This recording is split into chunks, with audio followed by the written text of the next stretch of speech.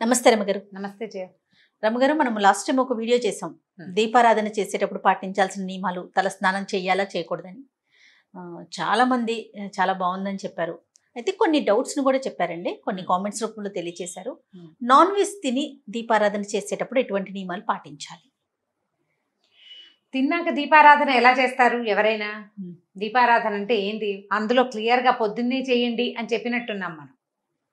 అంటే టిఫిన్ తిని దీపం పెట్టచ్చా ఇలాంటి ఉన్నప్పుడు నువ్వు నాన్ వెజ్ తినదలుచుకున్నప్పుడు పొద్దున్నే పెట్టుకోండి. ఇప్పుడు నాన్ వెజ్ తినకుండా చేస్తావు లేదా తిన్నాక చేయొచ్చా కూడదా, తిన్న వెంటనే చేయొచ్చా చేయకూడదు అంటే ఏదైనా సరే ఆహారం తిన్నాక అంటే అన్నం తిన్నాక చేయకూడదు. అప్పటికి మధ్యాహ్నం అయిపోతుంది కదా. బ్రేక్ఫాస్ట్ గురించి మాట్లాడాం. బ్రేక్ఫాస్ట్గా కూడా నాన్ వెజ్ తింటారా ఏమో, నన్ను అడిగితే ఎలా చెప్పు ఇలాంటివి నువ్వు. అది భోజనంలో తినేది కదమ్మా.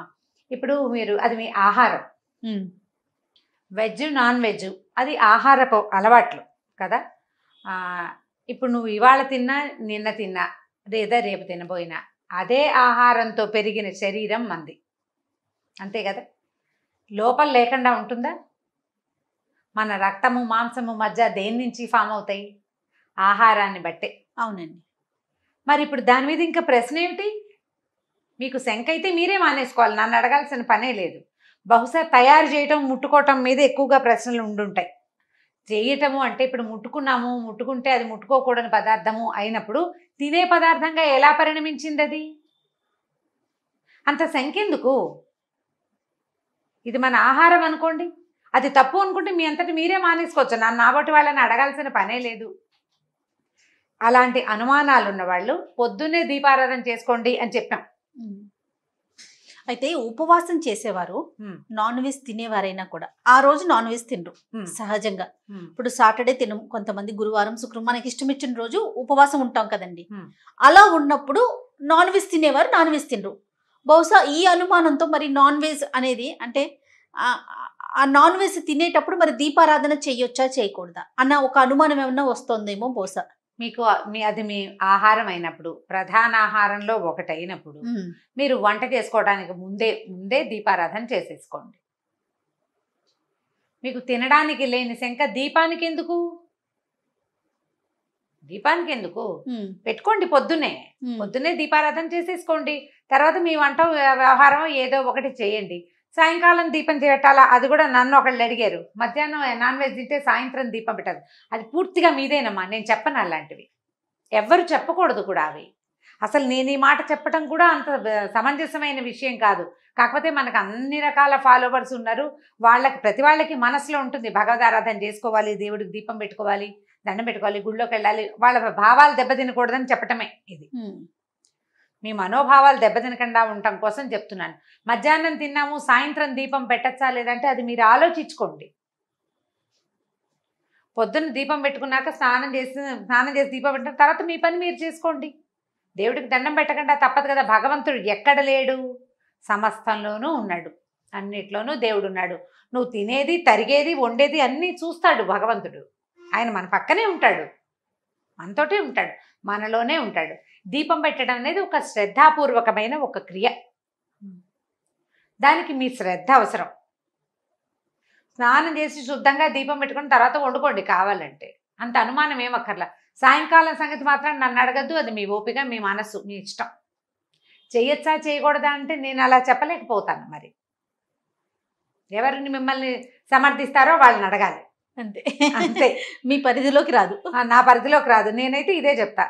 అసలు దీపం అనేది శ్రద్ధాపూర్వకమైన చెప్తున్నట్టుగా ఉదయమే లేచి ముందు దీపం పెట్టేసుకుంటే తర్వాత మనం ఏం తిన్నా ఏం తినకపోయినా అవన్నీ తర్వాత విషయాలు, ఇంకా ఏం చెయ్యాలి అనేది రాకపోవచ్చేమో బహుశా, అంతే కదండి. ఇప్పుడు మనకు వచ్చిన కామెంట్స్ లో ఇంకొకటి కూడా ఉందండి. కార్తీక మాసం అప్పుడు మనం ప్రతిరోజు కూడా తలస్నానం చేస్తాం.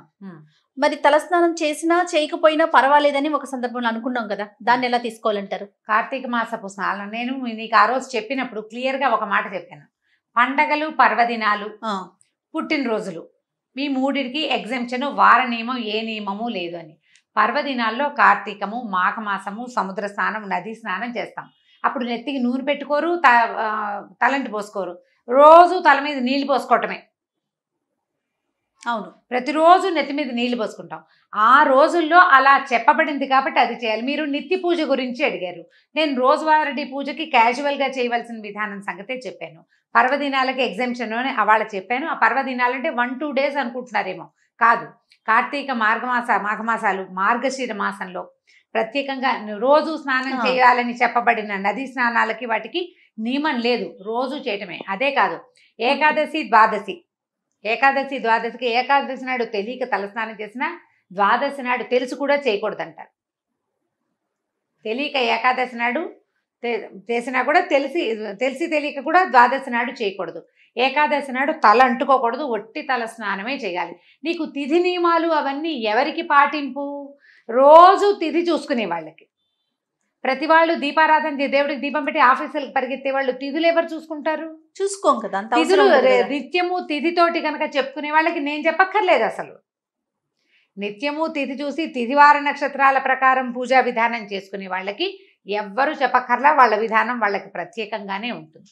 అయితే కార్తీకము, మాఘమాసము, మార్గశిర మాసాలు, తర్వాత ఈ వైశాఖ మాసంలో ఇలా స్నానాలు చేసేటప్పుడు వన్స్ ఇన్ ఏ వైల్ అయినా కుంకుడుకాయ పెట్టి రుద్దుకోకపోతే జుట్టు ఉండదు. అవును. అలాంటప్పుడు ఏం చేస్తారంటే తల అంటుకోకుండా ఏం చేస్తారు, సాయంకాలం పొద్దున్న స్నానం చేస్తారా, సాయంత్రం కొద్దిగా నెత్తికి చమురు పెట్టుకుంటారు. చాలా మందికి పొడి జుట్టు ఉంటే తలకాయ నొప్పి వస్తుంది నూనె లేకపోతే.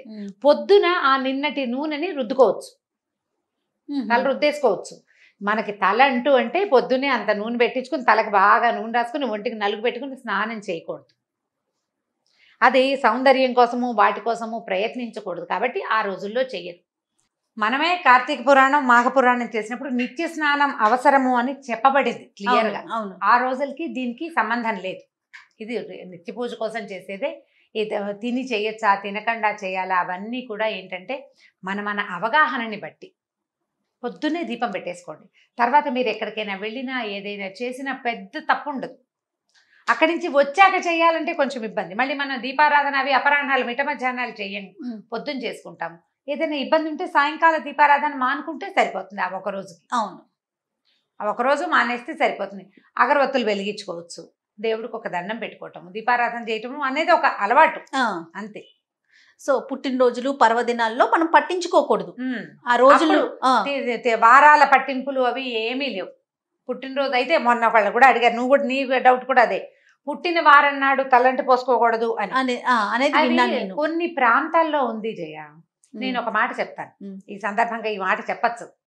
ఇది వరకు 10, 12, 14 మంది పిల్లలు ఉండేవాళ్ళు, 8 మంది, 7 మంది, 6 మంది కూడా ఉండేవాళ్ళు. ఆ రోజుల్లో అసలు వారాలకి, పుట్టిన దినాలకి వాటికి ప్రాముఖ్యతే ఉండేది కాదు. డేట్లు కూడా జ్ఞాపకం పెట్టుకునేవాళ్ళు కాదు జయ. అయి ఉండొచ్చు. ఇప్పుడు మనకి 2, 3 ఉంటే మన పిల్లాడు ఏ రోజు పుట్టాడు అనేది ఒక క్లారిటీ ఉంటుంది. చాలా మంది సంతానం ఉన్న చోట, ఏ వెసులుబాటు లేని చోట అసలు జ్ఞాపకాలే ఉండవు. మనం పుట్టిన వారం మనకు ఎలా గుర్తుంటుంది? మన పెద్దవాళ్ళు చెప్తేనే కదా, ఎవరైనా చెప్పాలి. ఆ మొదటి నుంచి జ్ఞప్తి పెట్టుకోవాలి. 7-8 మంది సంతానం ఉండి బతుకు కోసం పోరాటం సాగించే క్రమంలో ఈ గోల జ్ఞాపకం ఉండదు, ఎవరికి ఈ విషయం గుర్తుండదు. మనకి ఇప్పుడు తక్కువ మంది సంతానం ఉన్నారు, మనం అది కొంచెం జ్ఞాపకం ఉంచుకోగలం. కానీ అది అన్ని ప్రాంతాల్లోనూ లేదు, మా వైపు లేదు. నువ్వు మహేష్ ఇద్దరు చెప్పారు. మాకు చెప్తారండి, ఏ రోజు అయితే పుడతారో ఆ రోజు తలస్నానం చేయకూడదు అని చెప్తారు. అదే పుట్టినరోజున తలస్నానం చేయకూడదు, ఆ వారం నాడు పనికిరాదు అని. ఇప్పుడు శుక్రవారం పుట్టామనుకుందాం, మనం ప్రతి వారం శుక్రవారం తలస్నానం చేయకూడదు అంటారు. అట్లా నాకు తెలియదు ఆ నియమం. గ్రామీణ ప్రాంతాలను బట్టి ఆ ప్రాంతంలో ఉండుండొచ్చు, ఆ ప్రాంతంలో ఉండుండొచ్చు. ఏ ప్రాంతంలో అలాంటి నియమం ఉందో మీరు నిరభ్యంతరంగా మీ నియమాన్ని పాటించుకోవాలి, మీ ప్రాంతాన్ని బట్టి. మనం ఎప్పుడు అదే చెప్పుకుంటామా, మన ఇంట్లో ఏది ఉందో అది పాటించాలి. మన పెద్దమ్మ అమ్మమ్మ చెప్తారనుకోండి, నువ్వు శుక్రవారం పుట్టేవమ్మాయి, శుక్రవారం నీళ్ళు పోసుకోకుండా పోసుకోకూడదు. నో అనిపించుకుని చేయకూడదు జయ ఎప్పుడు. అది బయట వాళ్ళ రోడ్డు మీద జనాలు కాదు, మన ఇంట్లో గనక మన అమ్మో, మన పెద్దమ్మో, మన అమ్మమ్మో, మన అత్తగారో ఇది చేయకూడదు అని చెప్తే అది చెయ్యొద్దు. ఎందుకో తెలుసా, చెప్తా చూడు. ఇప్పుడు ఒకవేళ చేసామనుకో, ఏదైనా చిన్న ప్రమాదం అవ్వగానే మన శంక ఎక్కడికి వెళ్తుంది, వాళ్ళు వద్దన్నా చేసామని మనకు భయం వేస్తూ ఉంటుంది. ఆ భయం వేసే పనులకి వెళ్ళకూడదు అసలు. ఎందుకు వెళ్ళాలి? వద్దని పెంచుకున్న పని చెయ్యొద్దు. ఇప్పుడు మామూలు వద్దంటే ఇవాళ బయటకు వెళ్ళద్దు, లేదా అన్నం తినద్దు, ఈ పని చేయద్దు, చిన్న చిన్నవి కాదు, ఇలాంటివి నమ్మకాలు తీవ్రంగా ఉన్న విషయాలలో, అంటే భావాలు దెబ్బతినే వ్యవహారాల్లో అవును. ఆ పని చేయకూడదు. అప్పుడు ఎదుటివారు హట్టవరు, ఆ, మనకి అనుమానం ఉండదు. అనుమానం ఉంటుంది, భయం లేకుండా ఉంటుంది. అవునండి, అవును. ఈజీగా ఈ 2 మార్గాలు ఆలోచించండి అమ్మా. తలస్నానాలు ఒక ఆవిడ నిన్న ఫోన్ చేయించారు కూడా నాకు. 30 ఏళ్ళ నుంచి రోజు తలస్నానం చేసే అలవాటు ఆవిడకి. ఆహా. రోజు చేయక్కర్లేదు అని నేను చెప్పాను కదా, ఆవిడకి అనుమానంగా ఉంది.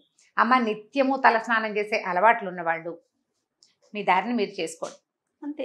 అనుమానం ఉన్నవాళ్ళు ఈ ప్రకారం చేయండి. ఆ, చేయాలా వద్దా, చేయటం అవసరమా అని భావించే వాళ్ళు అవసరమో కాదో చెప్పాము అంతే. అంతే. ఇలానే చేయాలని కాదు, మీకు తోచింది మీరు చెప్పారు, అంతే. మీరు చేసేది అదే ఇప్పుడు నిత్యంగా అంటే రోజు స్నానం చేయకపోతే తప్పేమోనని భావించే వాళ్ళ కోసం చెప్పింది. అంతే. చేయాల్సిందేనని నియమం లేదు.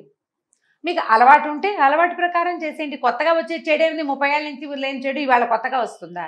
ఇంకొకళ్ళు కూడా అడిగారు నన్ను, కేరళ వాళ్ళు రోజు స్నానం చేస్తారు కదండి, వాళ్ళ ప్రాంతం వేరు మన ప్రాంతం వేరు. ఆచార వ్యవహారాల్లో మార్పులు ఉన్నాయి కదా. వాళ్ళు ఏం చేస్తారు, స్నానం చేస్తారు, తడి జుట్టుకే కొబ్బరి నూనె రాసేసుకుంటారు. అవును రమ్య ఆ గారు. నూనె తల మీద నువ్వు చూడు, డ్రైగా హెయిర్ పొడి పొడిలాడుతూ ఉండదు. ఏ కేరళైట్ హెయిర్ 300 మందికి జుట్టు నెత్తికి అంటుకుపోయి పెద్ద పెద్ద జళ్ళు ఉంటాయి, అవును. తలకంటూ ఉంటుంది, నూనె ఎక్కువ రాస్తారు. ఆ నీళ్లు పోసినా వాళ్ళ తలలు ఆరిపోతాయి, వాళ్ళకి అట్లా అలవాటు. మనకి చూడండి, నూనె రాసుకొని షాంపూతో కానీ కుంకుడుకాయతో కానీ రుద్దుకోకపోతే ఉట్టి నీళ్లు పోసుకుంటే ఎంత అనీజీగా అనిపిస్తుంది అంటే, అనీజీగా ఉంటుంది. మధ్యాహ్నం వేసరికి తలనొప్పి వచ్చేస్తుంది. ఆ. మన వెదర్ కి తల ఆరదు అసలు, పిడచ కట్టుకుపోయినట్టు అనిపిస్తుంది పిడచ తల. అవును, పిడచగానే ఉంటుంది. వాళ్ళ అలవాట్లు వాళ్ళవి, మనవి కూడా. ఇప్పుడు నేను చెప్పే పాయింట్ కూడా మన ఇంట్లో ఉన్న పద్ధతి, మన వాళ్ళంతా ఆచరించే పద్ధతి, లేదా మనం ఎవరిని ఫాలో అవుతామో వాళ్ళు చెప్పిన పద్ధతి, దాని ప్రకారం వెళ్ళిపోండి. భయం ఉండదమ్మా, అంతే. భయం లేకుండా ఉంటుంది అంతే.